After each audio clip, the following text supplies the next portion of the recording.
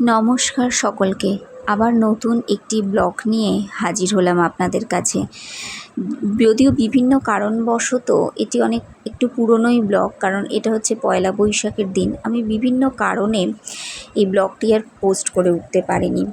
আমাদের প্রতি বছরই পয়লা বৈশাখটা কাটে প্রথম সকালবেলা ঘুম থেকে উঠে স্নান করে নতুন জামা কাপড় পরে লক্ষ্মী গণেশকে পুজো দিয়ে। আর এবছরও ঠিক অন্য বছরের মতো একইভাবে করেছি। তবে প্রথমে ভেবেছিলাম হয়তো এবছর নতুন লক্ষ্মী গণেশে পুজো দিতে পারবো না, কারণ বিভিন্ন কারণবশত আপনাদের দাদারও আগে কেনা হয়নি। এটা প্রতি বছর আগে থেকেই কিনে রাখে, ওই জন্যে সকালবেলাই ছুটেছিল কালীবাবুর বাজার লক্ষ্মী গণেশ মা কালীকে কিনতে। খুব সুন্দর ছোট্ট লক্ষ্মী গণেশ মা কালী এসেছেন আজকে। তাই আজকে আমরা এখন পয়লা বৈশাখের দিন আমাদেরই পাড়ার একটি দশমহাবিদ্যার মন্দির আছে। এই দশমহাবিদ্যার মন্দিরেই আমরা প্রতি বছর পয়লা বৈশাখের দিন পুজো দিতে যাই তিনজনে মিলে নতুন জামা কাপড় পরে। আর সেই দিয়েই আমাদের সকালটা শুরু হয়। তারপরে তো নিত্যকর্ম রয়েছে। পয়লা বৈশাখের দিন বিভিন্ন কারণে বললাম আগেই থেকেই ঠাকুর কেনার জোগাড় সব ছিল না, সেই জন্য একটু দেরি হয়েছিল বেরোতে। আর বেরিয়েই বুঝতে পেরেছি কি বীভৎস রোদ আর বীভৎস গরম সেই দিনটা ছিল। এখানে উপস্থিত হয়েছি দশমহাবিদ্যার মন্দিরে। এখানে মা কালীর মূর্তিটি সবথেকে বড়, আর বাদবাকি মা তারা, ষোড়শী, ছিন্নমস্তা, ভুবনেশ্বরী, কমলা, ধূমাবতী, বাকি সমস্ত দেবীরা আছেন। তাদের প্রতিমার রূপটা একটু ছোট। তবে এখানে মহাদেবও আছেন। এই যে মহাদেবকে সাজানো হয়েছে ধুতরোর মালা টালা দিয়ে, সমস্ত ফুল টুল দিয়ে সাজানো হয়েছে। এখানে আমার মেয়ে আর দাদা দাঁড়িয়ে পড়েছে পুজোর লাইনে। এইখানের মন্দিরের একটা বৈশিষ্ট্য কি জানেন তো, এখানে কালী পুজোর দিন থেকে 10 দিন এখানে পুজো হয়, 10 মহাবিদ্যার পুজো হয়, প্রচুর ঘটা হয়। তবে এখানকার মন্দিরে না অন্যান্য সমস্ত মন্দিরের মতো নয় যে ঠিক করে পুজো দিতে পারবে না, কোনো রকমে পুজো দিয়ে চলে আসবে, সেটা নয়। প্রত্যেকে সুশৃঙ্খলভাবে এখানে লাইন দেয় এবং লাইন দিয়ে ঠাকুরমশাই অত্যন্ত ধৈর্যের সঙ্গে বসে প্রত্যেকের নাম গোত্র নিয়ে এবং কী ভাবে পুজো দেবে সেই সমস্ত সরঞ্জাম নিয়ে খুব সুন্দর করে অনেক ধৈর্যের সঙ্গে পুজো দেন। শুধু একটু কষ্ট করে লাইন দিয়ে দাঁড়াতে হবে।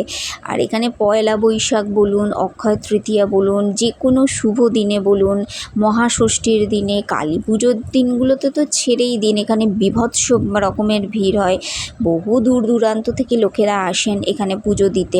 তবে এখানে প্রত্যেকে নীল ষষ্ঠী বলুন, যে কোনো ষষ্ঠীতে বলুন, এই মন্দিরটা যেহেতু আমাদের এলাকার মধ্যে, তো পাড়ার মধ্যে প্রচুর ভিড় হয় এখানে। এবং প্রত্যেকটি পুজো খুব সুন্দরভাবে ঠাকুরমশাই এত নিয়ম মেনে মন্ত্রোচ্চারণ করে দেন যে সত্যি মনটাও খুব ভালো হয়ে যায়। এই যে এখানে পুজো দেওয়া হচ্ছে, আগে দেখালাম মন্দিরের মায়েদের মূর্তি এবং তার নিচে ব্রহ্মা বিষ্ণু মহেশ্বরের মূর্তি রয়েছে।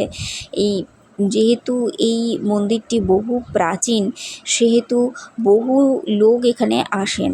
আর এখানকার কালী পুজোতে ছিন্নমস্তা মায়ের পুজো প্রচণ্ড জাগ্রত, প্রচণ্ড অনুষ্ঠান, প্রচণ্ড ঘটা হয়। অন্যান্য কালী মায়েদের এতেও ঘটা হয়, 10 দিন ধরেই যেরকম বললাম পুজো চলে, কিন্তু ছিন্নমস্তার মা হচ্ছেন এখানে বিখ্যাত।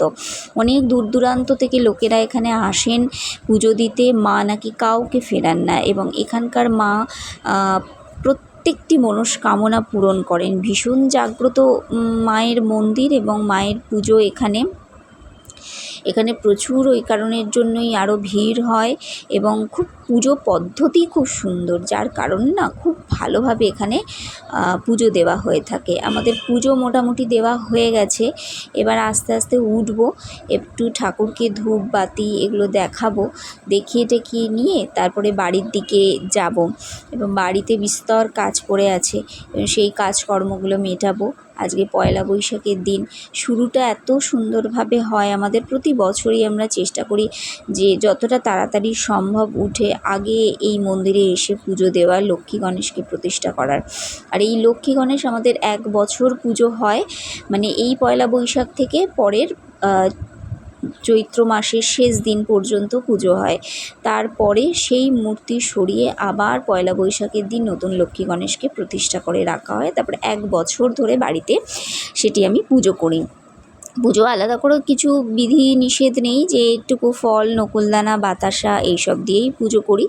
আর আগের যে ঠাকুরটি, সেই ঠাকুরটি আসন থেকে নামিয়ে সরিয়ে রাখা হয়, রেখে আবার কোনো একটা নির্দিষ্ট দিনে, একটা শুভ দিনে সেটাকে আমাদের পাশেরই একটা প্রতিষ্ঠা করা পুকুর আছে, সেখানে ভাসান দিয়ে দেওয়া হয়। এই যে পুজো দিয়ে আমরা ঢুকছি, বুঝতেই পারছেন কি মারাত্মক রোদের তাপ এখন। মানে এই বৈশাখ মাসের 1 তারিখ থেকেই যদি এরকম বীভৎস রোদের তাপ থাকে, তাহলে পরবর্তীকালটা কি, গোটা গরমকালটা কি অবস্থা হবে মানে বোঝাই যাচ্ছে। আমরা একদম ফ্ল্যাটের দোরগোড়াতে এসে গেছি, এবারে উঠবো ঘরেতে, লিফট দিয়ে উঠবো, উঠে এবার ঘরেতে যাব। ঘর মোটামুটি খোলাই আছে, যেহেতু আমার বাবা আছেন সেহেতু ঘরটা খুলে রাখাই হয়েছে। এবার সেখানে গিয়ে আমার ঠাকুরের স্থানে আপাতত ঝুড়িতেই অবস্থান করবেন নতুন লক্ষ্মী গণেশ, মা কালী। তারপরে পুরনো ঠাকুরকে সরিয়ে আবার নতুন ঠাকুরকে মানে আসনে বসিয়ে দেওয়া হবে। এভাবে আমরা প্রতি বছর পুজোটা করি, এবং কোনো সময় বাইরে একটু খেতে যাই কিংবা বাড়িতে কিছু রান্না করি, সেরকমভাবে খাওয়া দাওয়া করি। সারাটা দিনের একটা শুরুটাই যদি ভালো হয় না, দেখবেন মনটা সবসময় খুব ভালো হয়ে যায়, খুব পবিত্র লাগে নিজেকে যদি পুজো টুজো দিয়ে শুরু হয়। এখানেই আজকে ব্লগটি শেষ করলাম। সকলে খুব ভালো থাকবেন, সুস্থ থাকবেন এবং আনন্দে থাকবেন।